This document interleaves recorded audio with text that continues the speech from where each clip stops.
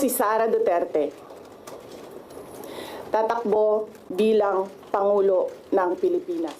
Matapos maghayag si Vice President Sara Duterte ng kanyang intensyong tumakbo sa pagkapangulo sa darating na 2028, usap-usapan na kung sino ang kanyang mga makakaharap. Bagamat matunog si dating Vice President Leni Robredo, hindi naman ito pinag-usapan sa pagbisita ni Pangulong Ferdinand Marcos Jr. sa Naga City nitong weekend. Hindi namin pinag-uusapan yun.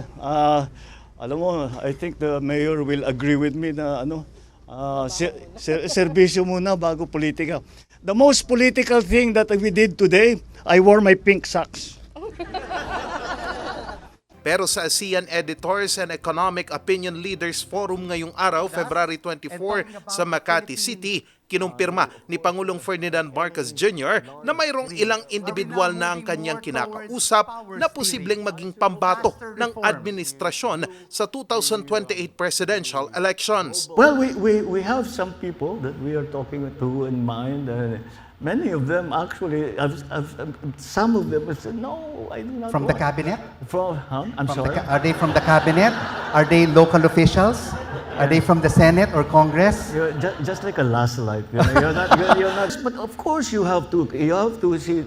When people are working. But you cannot limit yourself to government. Yeah. But of course, it's much harder to bring to a presidential level someone who has not been involved in politics ever. Nang tanungin kung i-endorso na ba ito ng Pangulo, You will endorse this person very soon? Not soon. Not soon. The timing is everything, Rico.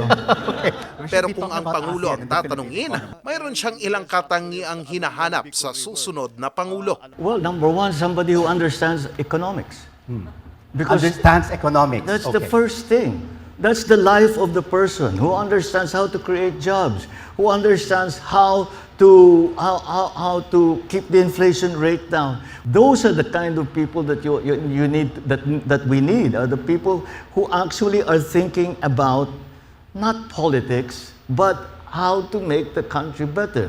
Pero sa ngayon, tutok muna raw ang Pangulo sa pagpapabuti sa ekonomiya at titiyaking mapapanagot ang iba pang nasa likod ng mga maanumalyang proyekto. Ang kailangan po ng Pangulo ay ang pagkakaisa upang maiangat ang ekonomiya, masolusyonan ang issue sa baha, maiangat ang employment rate ng ating mga Pilipino, ng ating mga kababayan.